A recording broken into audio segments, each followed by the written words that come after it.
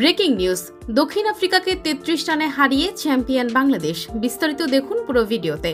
দর্শক, গত মাসে দক্ষিণ আফ্রিকা অনূর্ধ্ব ১৯ দলকে তাদের ঘরের মাটিতে গিয়ে সিরিজ হারিয়েছিল বাংলাদেশ। এবার ত্রিদেশীয় সিরিজের ফাইনালে প্রোটিয়া যুবাদের হারিয়েছে আজিজুল হাকিম তামিমের দল।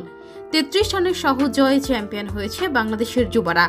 ফাইনালে দক্ষিণ আফ্রিকা অনূর্ধ্ব ১৯ দলের বিপক্ষে টসে হেরে আগে ব্যাট করতে নেমে নির্ধারিত ৫০ ওভারে ৫ উইকেট হারিয়ে ২৬৯ রান সংগ্রহ করে বাংলাদেশ অনূর্ধ্ব ১৯ দল। জুনিয়র টাইগারদের হয়ে ৯৫ রান করেছেন রিজান হোসেন।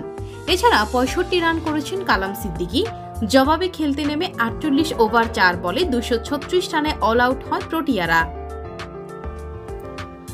২৭০ রানের লক্ষ্য তারাই দারুণ শুরু পেয়েছিল দক্ষিণ আফ্রিকা।